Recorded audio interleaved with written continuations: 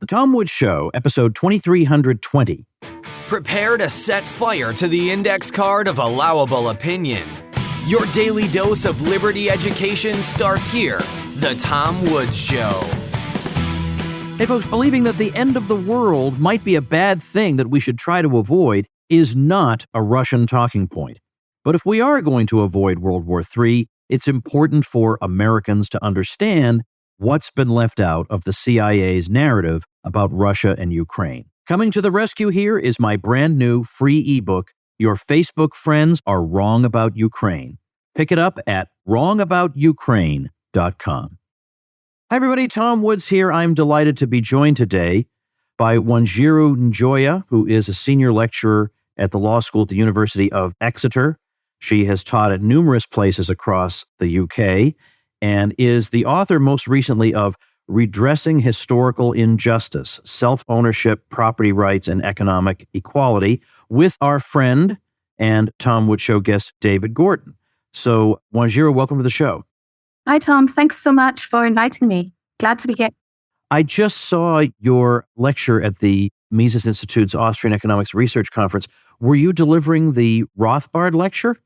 It was, yes, it was the Murray Rothbard Memorial Lecture, yes. Okay. I guess I want to know, every once in a while with a guest, before I dig into the material, I want to know a little bit about their personal story, and I don't want to say conversion, because this is not a religion, but I think you know what I mean. Most of us do not come into the world with these ideas fully formed, and as you well know, there is quite a bit of, let's say, social and cultural prejudice against the kinds of ideas that you advance in your books and in your work.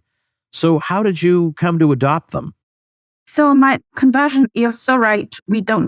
Many of us don't start out writing about these types of ideas. So what I would call my conversion was just when this whole movement started, the one that they call anti-racism.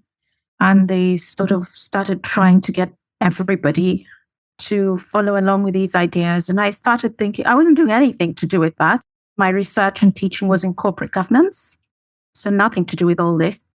But then I started thinking, well, hang on, that's not right. So I started writing about it just because I think many of us have been forced to start talking about it as a way of fighting back against it. And where did you grow up? Did you grow up in the UK? Well, I grew up in Kenya, did my first law degree at the University of Nairobi, and came to England for graduate studies. And then you just stayed? And then I just stayed. I'm still here, yes. Ah, okay. Well, I guess I've been there only a couple of times, and I haven't seen as much of it as I'd like. I'm coming back in July to London. And right. As a tourist, I can say I've absolutely thoroughly enjoyed my time there. I'm sure things would grate on me if I stayed, just as with any place. But yes. I've really missed being there. Last time I went was February 2020. So it was just on the eve of course, everything happening and going wrong. And I remember wondering if I'd ever get back because of all the mandates and stuff. I wondered if I'd ever have a chance to visit again. And now it's like the world has been made anew in a way. Yes, it's nice to see all these places again. I spent 2 years at LSE, so I know London a little bit. And a few years, 6 years in Oxford, many, many years in Cambridge, a couple of years in Canterbury, University of Kent. So I've been around the country. I think it's lovely if you can get out of London. So did you encounter Rothbard's ideas when you were still living in Kenya? No, I encountered Rothbard's ideas when I started writing my book on equality law. So I don't know if you know, but the academy, we don't tend, at least not until recently, to look at sort of ideas outside what is called received wisdom, I suppose. So no, I never encountered Rothbard until I started writing about equality legislation. And at the time, I was writing about Hayek, the way he says social justice is an empty concept and that sort of thing. Oh, and also I was following Richard Epstein's 1992 book, Forbidden Grounds. On anti-discrimination law. That's right. So that's the sort of thing that I was reading at the time when I accidentally stumbled upon Rothbard's Egalitarianism as a Revolt Against Nature. That is such a provocative title, is it not? Both as a book and an essay. It is, and it's absolutely brilliant because at the time I was looking at it from a utilitarian perspective and saying, how's this going to work anyway? It's not going to work. It's hopeless. And this was really, I had this idea already that there's something quite evil about egalitarianism, but hadn't seen it articulated until I read that essay, Rothbard's essay. So I stumbled upon Rothbard quite by chance. Egalitarianism can mean a variety of things to different people. And so Yes. if somebody claims to be an egalitarian, well, I'm not so sure about the person to start with, but at the same time, I don't know exactly what's meant by that. Very few egalitarians actually mean a literal equal distribution of resources, but every now and then I'm sure you do run into somebody like that, or somebody like John Rawls, I know you've written about. Yes. Rawls would say that we can allow there to be some material differences, let's say in compensation among different occupations, as long as the existence of that difference benefits the poor. So it's good for physicians to be paid a premium because if they weren't, people wouldn't become physicians and then the poor wouldn't have health care. So he can allow it on those particular grounds. But I wonder, does that mean, if I may ask parenthetically, does that mean that in principle, if he could get everything he wants, like enough doctors and everything else, with a purely equal distribution of resources, then would there be no reason to oppose that? In fact, unlike many people, well, first of all, I'm not a philosopher. So unlike many people, I have no problem with Rawls or anybody else who has ideas about how they want society to be ordered until they start trying to force people along. That, to me, is the problem. It's not Rawls and his ideas or anything, but the fact that we're all now being told this is what we have to do, which is backed by force. That's what's wrong. So when I first started reading Rawls, it wasn't out of any interest in Rawls whatsoever. I was doing corporate law, property law, nothing to do with legal philosophy. But when I first got onto Rawls, that was because the academic gatekeepers said, you have to read Rawls. Everybody must read Rawls because if you don't, it means you're not doing it properly, which I resented. So you just have to wonder if his idea is so good, why do people have to be forced into it? That's the question that I have. In fact, that's my opposition to the egalitarian schemes, is the fact that they are mandatory. They're not simply a suggestion for what people ought to do. So I don't know about your question about physicians, if we had enough. I don't even know how that would work. I think any proposal is fine. It can be put on the table as long as people aren't being forced into it. Well, how would you define egalitarian so that it includes as many possible supporters of the idea? To me, I include everyone who thinks that equality is a goal that we should be pursuing. So I think what you're getting at there is that different egalitarians have different ideas about the extent to which we should be pursuing equality. So some people say you only need a minimum amount of equality, and other people say, no, you need total equality, and other people are sort of within that range, and they may disagree amongst themselves on how much equality is enough equality. But I would include them all within the same frame of people to whom I'm opposed when they say we ought to be pursuing equality as a goal, because I think it's inherently totalitarian.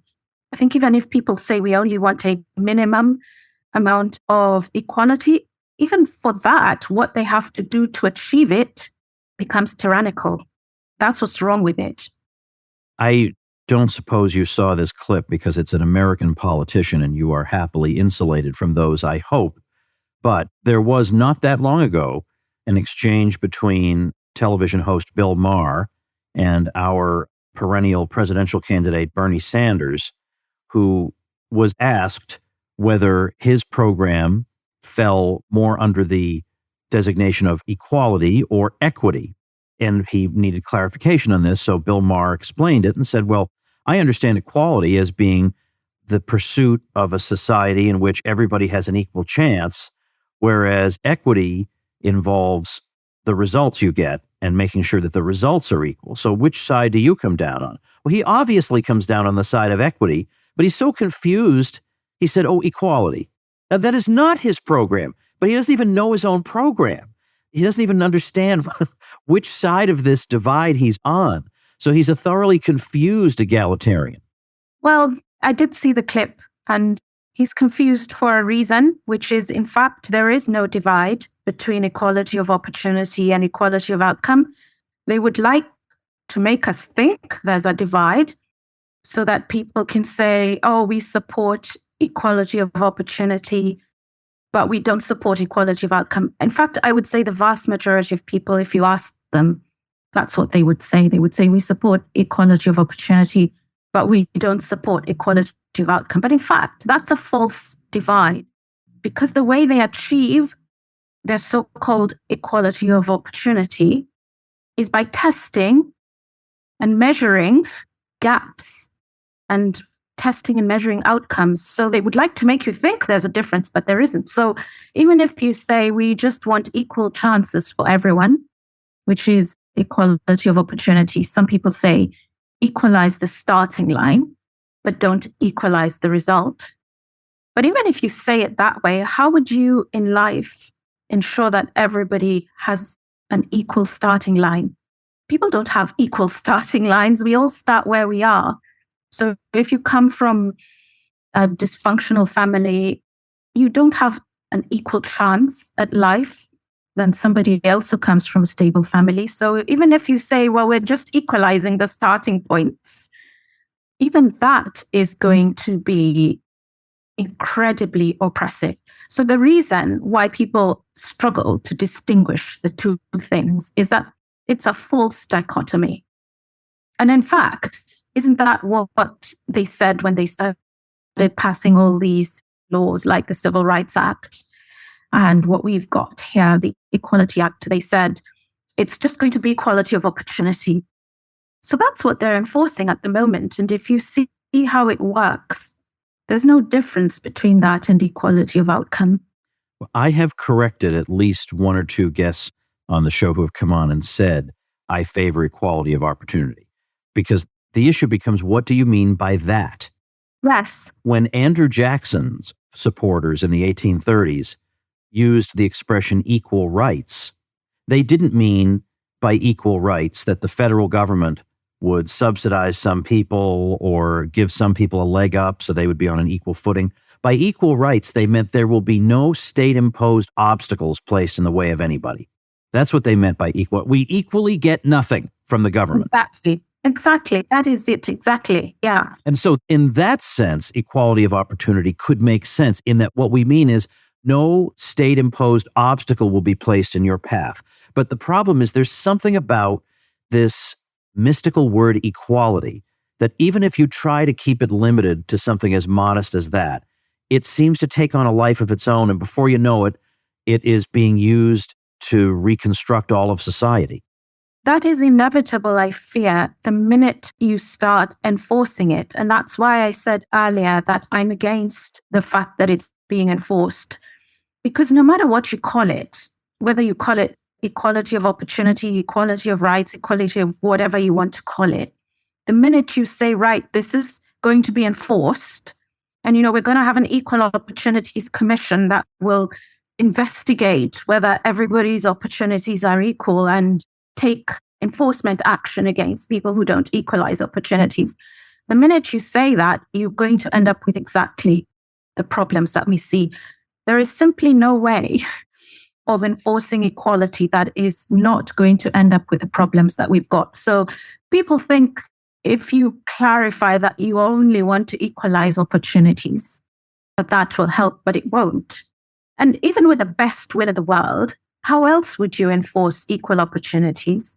How else would you do it? If you have an employer, for example, who says, I'm happy to offer everyone equal opportunities, and if you go into his workplace and he doesn't have a representative of every race, every sex, every gender, every religion, every, nationality, how would you know if he's truly offering the equal opportunities he promised?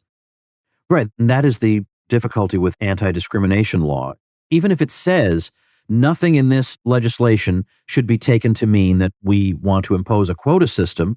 But, well, the only way that an employer can protect himself against a lawsuit is by imposing a quota system. Exactly. Unless you can read his mind, which you can't. Exactly. Richard Epstein writes about that in Forbidden Grounds, his 1992 book, and he's got there the evidence of employers doing exactly that for the simple reason that when you get investigated by the Equal Opportunities Commission, if you haven't got quotas, how are you going to show that you've offered everybody equal opportunities? The quotas are what help you to show that you've complied. You have to file your compliance data regularly. So you show your equal opportunities by saying, we interviewed 5 Black people, 5 white people, 5 men, 5 women. That's how you prove your equal opportunities. And in order to show that you didn't discriminate against any of them, you have to show that you had equal numbers of them. That's what quotas do. Well, I just this week spoke to Heather McDonald, who has a brand new book, and we were talking about this very thing, that I think the key proposition of the woke program is the idea that disparities in outcome between races, or indeed any groups, men and women, whatever, are prima facie evidence of discrimination. That in the absence of discrimination, everybody would be equally distributed across occupations and whatever else. And the thing is, you can find these disparities all over the place. It's easy. Everybody's got these disparities. And so this is one of the valuable contributions of Thomas Sowell, because he spent much of his career explaining life is not so cartoonish. There are plenty of perfectly good reasons that you wouldn't have this kind of equality. And he gave as an example something rather obscure, but he's given a great many examples. I like this one. Some people would say, let's just look at people with PhDs. So thereby we'll correct for education. We'll look at people with PhDs. Black PhDs get paid much less than white PhDs. They do. But you know why that is? Because more than half of Black PhDs are in education. And everybody knows that's a fairly unremunerative field. Correct for that, and the alleged difference goes away. And of course, Asian PhDs, which tend to be much, much more in engineering, those people earn even more than whites do. So when you actually break down the data, the wickedness dissipates. Yes, exactly. Everybody, a quick message from Converso. I use the Converso app for privacy because I care about privacy, and because other messaging apps that tell you they're all about privacy look like the NSA next to Converso. With Converso, you've got end-to-end encryption, no storage of messages on the server, no user or metadata. And it's not just you and me. Huge percentages of Americans are saying they're concerned with their lack of privacy and data security. They're fed up with being tracked online. They distrust big tech. They think they influence politics, you think? And they think their phone's listening in on them. They believe their texts and calls are not secure. Converso solves it all. Full of great features like sensors off, completely deactivates your phone's camera and microphone for ultimate privacy. Self-destructing messages are automatically deleted from the recipient's device after a specified time. You can prevent screenshots from being taken. It's a fantastic app. As I say, I'm already using it, and I'm going to start using it with one of my super elite private groups. So be like Woods and go over to conversoapp.com and grab it. That's conversoapp.com. So let me ask you this question. We have somebody in the U.S., I guess he died in the early 2000s, named Sam Francis, and his view was that advocates of egalitarianism don't actually believe what they're saying.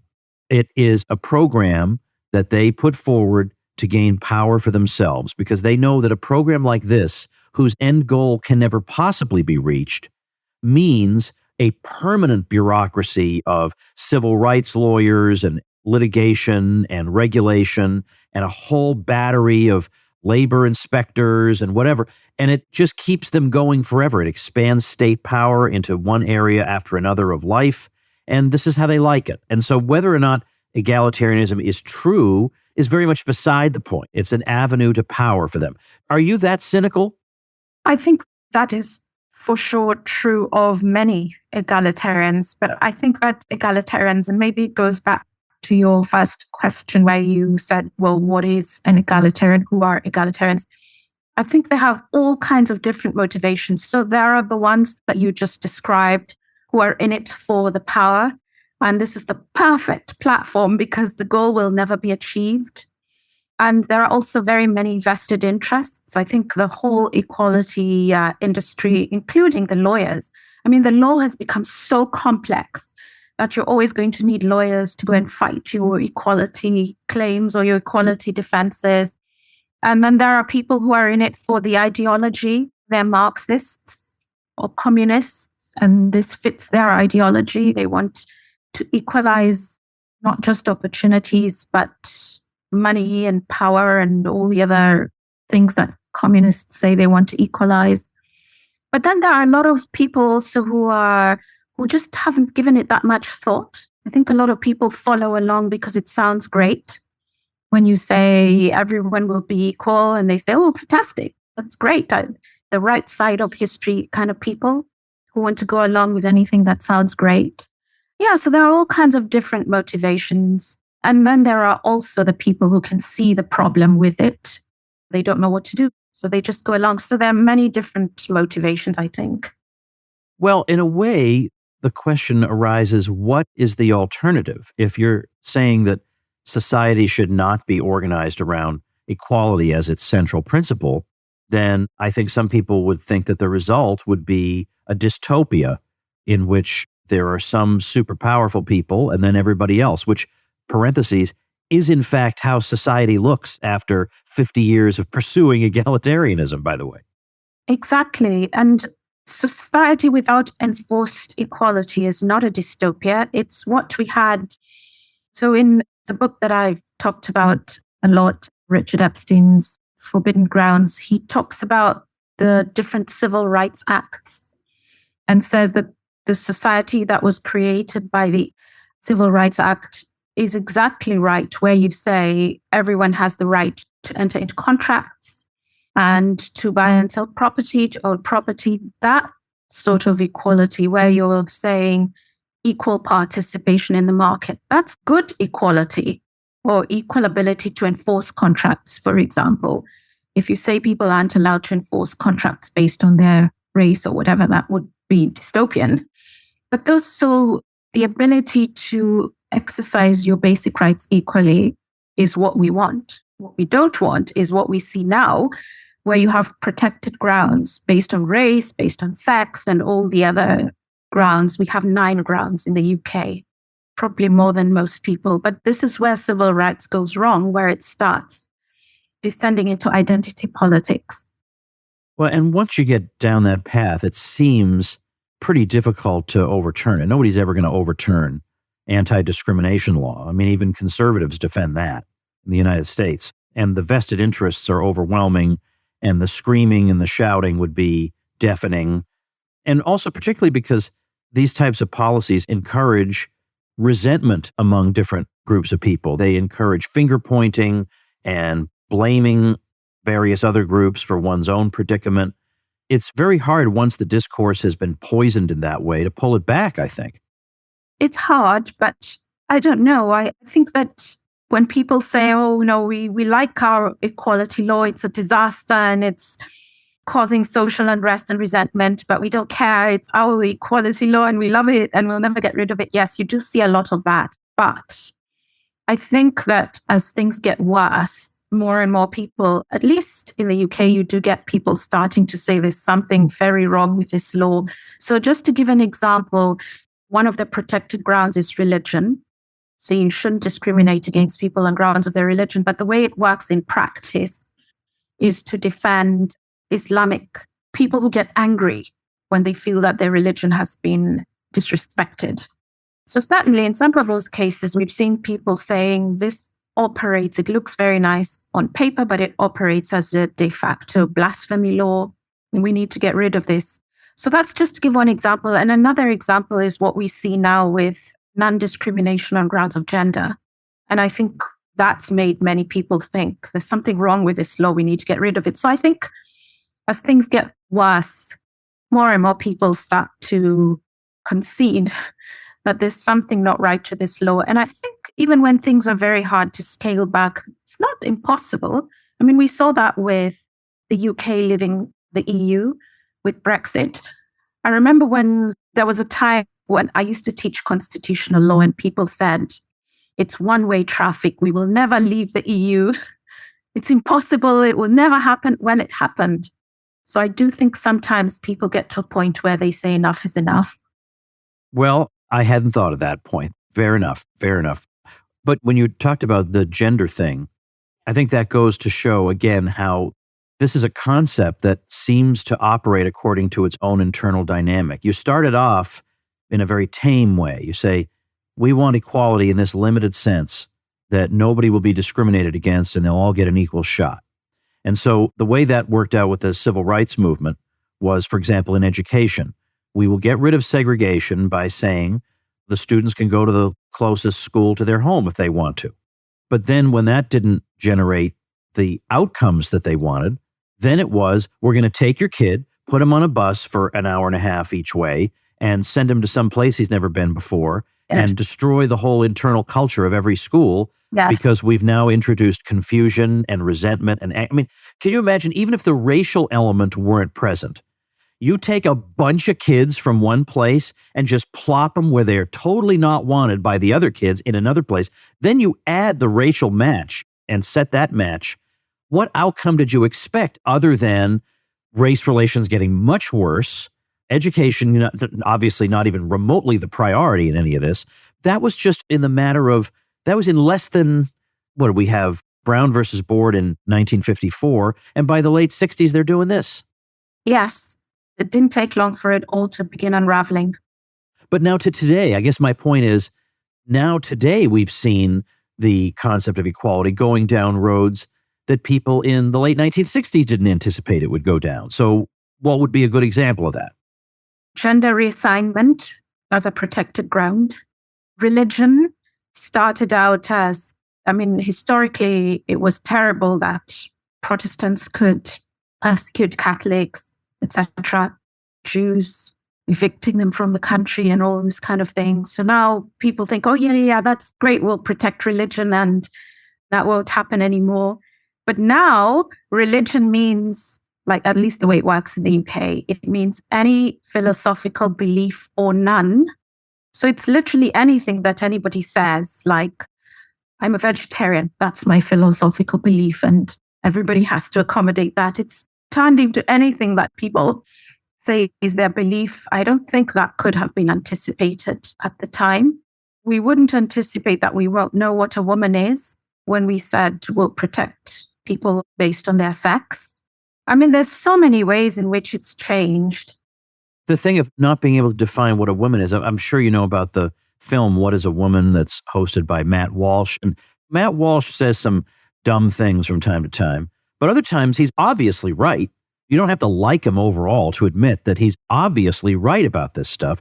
And yet we've gotten to a point where simply asking somebody to explain what a woman is viewed as a boomer-style troll.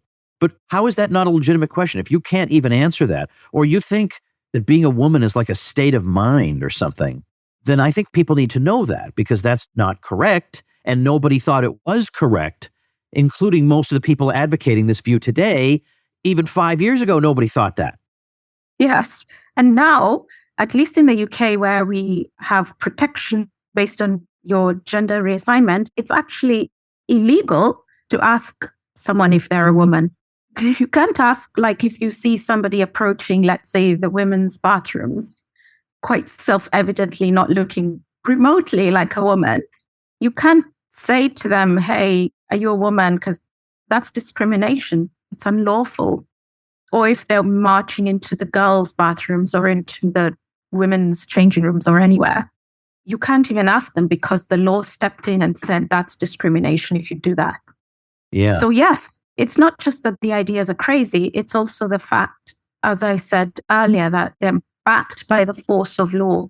It's not just saying, well, this is bad manners.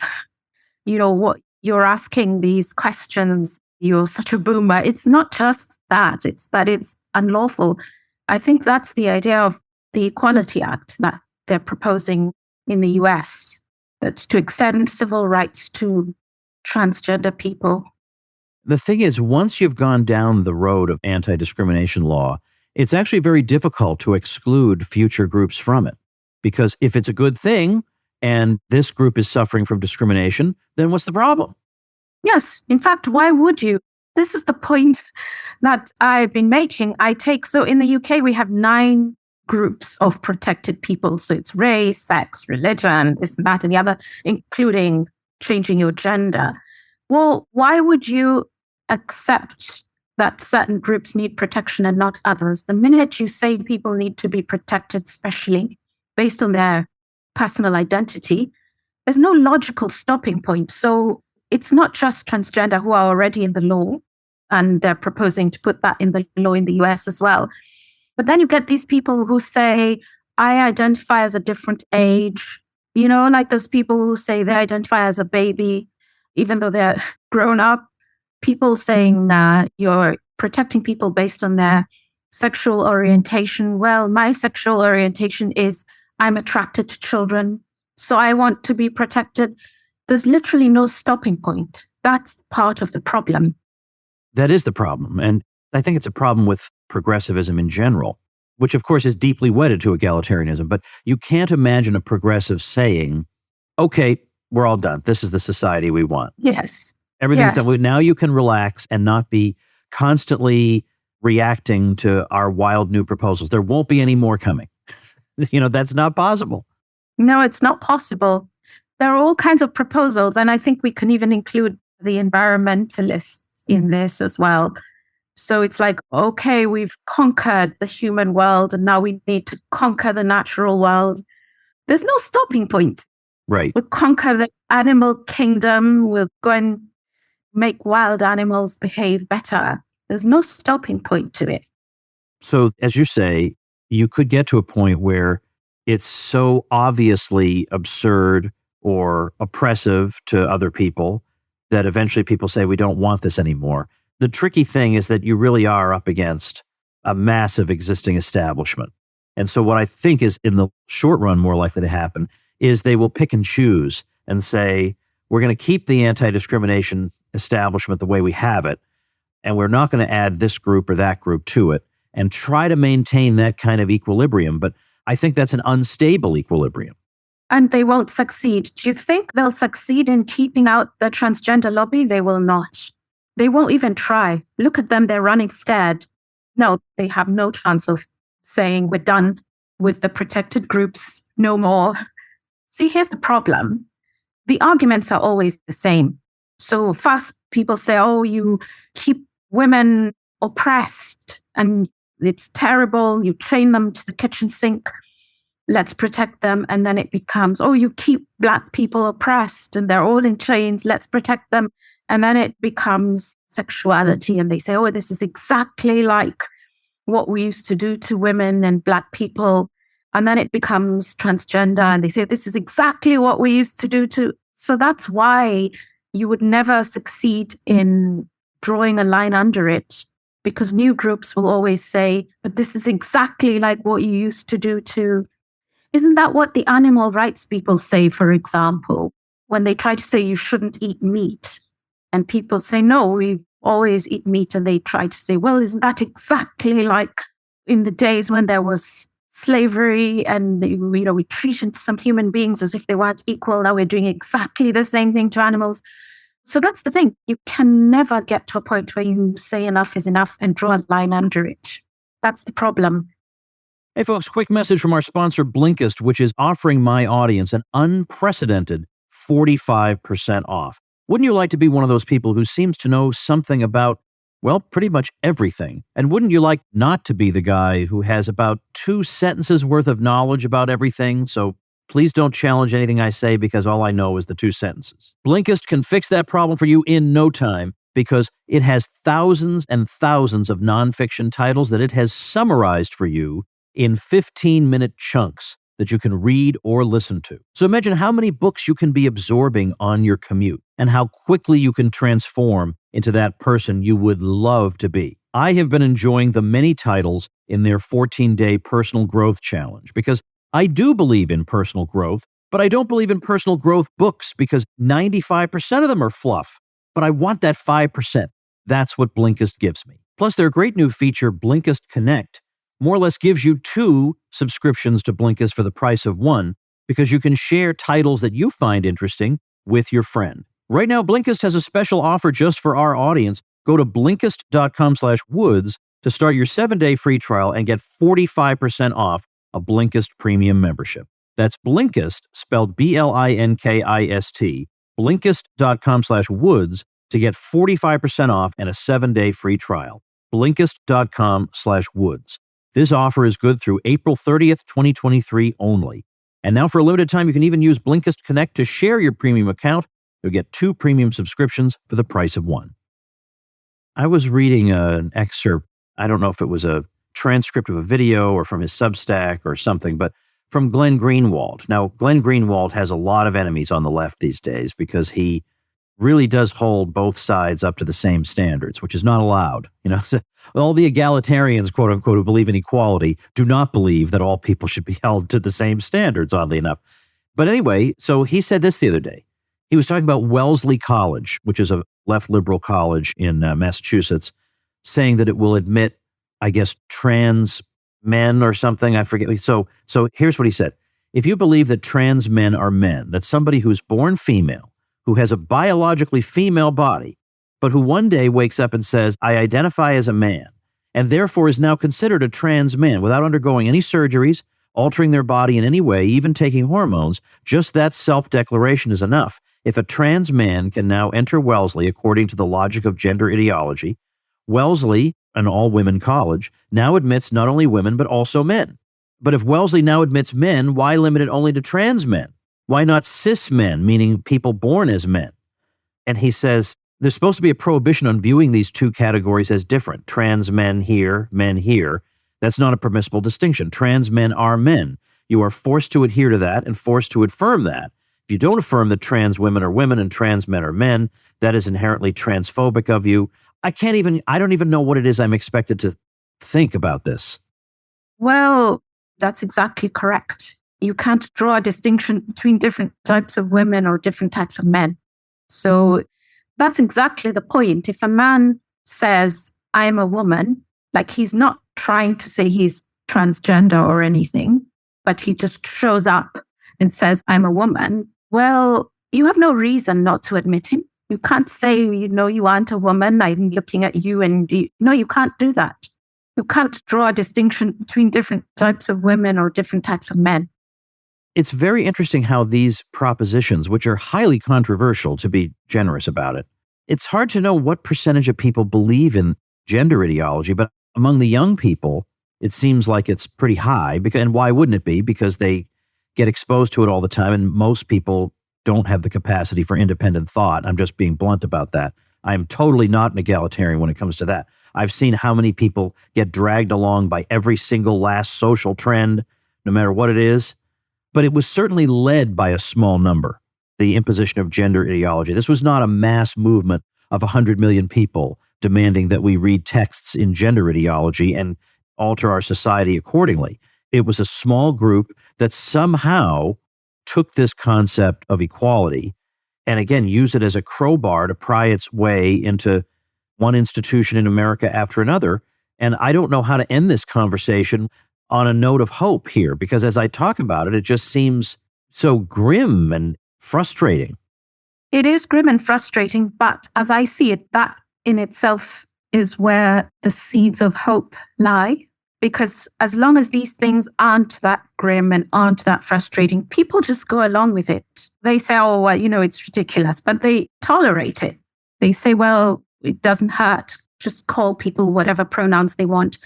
I think the worse it gets, the more likely that people say we've had enough of this. I see the trend as a cause for hope. Well, I would like to have a conversation where we actually look at, preferably your most recent book, Redressing Historical Injustice, and we go into the specifics of what your arguments are there. I'm curious to know, by the way, given that you wrote that book with David Gordon, who's as you know, one of the smartest people in the whole world. I mean, it's almost absurd how much knowledge he has across disciplines. How did you get to know him to the point where he would actually want to work on a project with you? He's never asked me to work on a project. Well, so what happened when I wrote the previous book, the one on equality law, and I was really trying to get caught up on the reading because, as I say, this wasn't my field at all. And I was trying to follow Richard Epstein, and I was trying to follow Hayek. And it was at that point, I was writing about classical liberalism and libertarianism without a very clear understanding of the difference between the different types of classical liberals, or what the difference is between classical liberalism and libertarianism. So when I was working on that book, and I asked him if he would write a foreword to the book, and I sent him what I was working on, and he basically said, "You've got it all mixed up." There were so many different strands, and I hadn't quite realized what the differences were between them, simply because I didn't have the background of reading. It wasn't my field. So that's how we started working together. He said, "Read this and read this, read the other." He was my shortcut into the literature. Otherwise, it would have taken me the next 50 to 100 years to try and work out what the relevant literature was and how it all fits in. So that's how our collaboration began. And the whole book was completely transformed with his input, just showing what the different debates were, because as you know, he's written about all this in his reviews over the years. So I drew a lot upon that. So if you look at my book, the Equality Law book, you'll see that it's structured around two questions that David asks in his previous reviews about: is inequality unfair? And does justice require that we should try to make everybody equal? So I structured the book around those two questions, which he had written about in some of his previous work. So in that first book, because as I say, it was about equality law, and the questions about justice were implicit, but not quite. I didn't have time and space in that book to work on them. So that's how that project spilled over into a new book that we wrote, the one that you're just talking about, Redressing Historical Injustice. So that's how David and I started collaborating. So just to summarize, simply it was his willingness to help me out. He's so generous. And his brain is a giant bibliography. Yes. It's amazing. And he's read them all too. So it's not just a listing. He's actually read them all. I don't know if you know this, but in Rothbard's papers, he has a letter to, I don't know who the recipient is, but he wrote the letter the day he met David Gordon for the first time. And in the letter, he writes, "Today I met a universal genius." So that's an interesting tidbit. Imagine having Rothbard say that about you. Yeah, it's incredible. Yeah. Because he's a tough critic, that Murray Rothbard. Yeah. And you know what I'm most appreciative of from David, from what you're saying?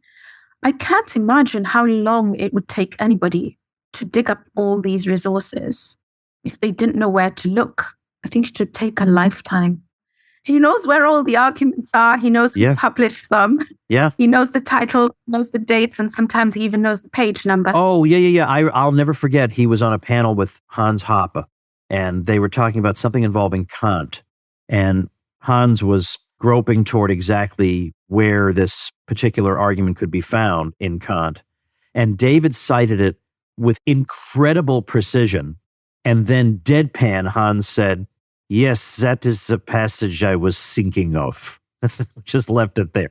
We're all in the presence of this really, really extraordinary mind. And I'm so glad that you guys were able to collaborate. As I said, I've never collaborated with him on a project, but for a couple of my early books, I had David read the manuscript because I knew he would find mistakes, and I'd rather have him find mistakes beforehand than while he's reading the book to review. So I would have him do it. And he was always so generous. He is, as you say, he is so eager to help and share his knowledge. So I'm glad he was able to do it.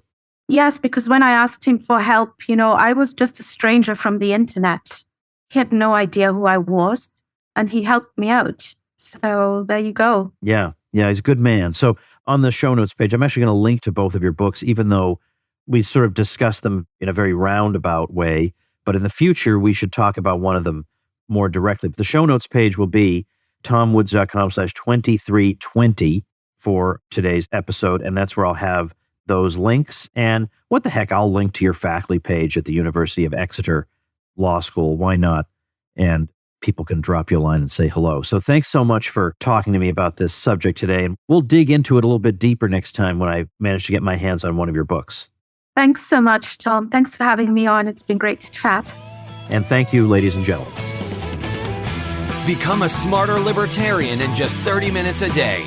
Visit tomwoods.com to subscribe to the show for free, and we'll see you next time.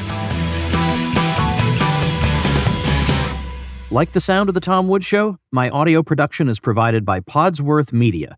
Check them out at podsworth.com.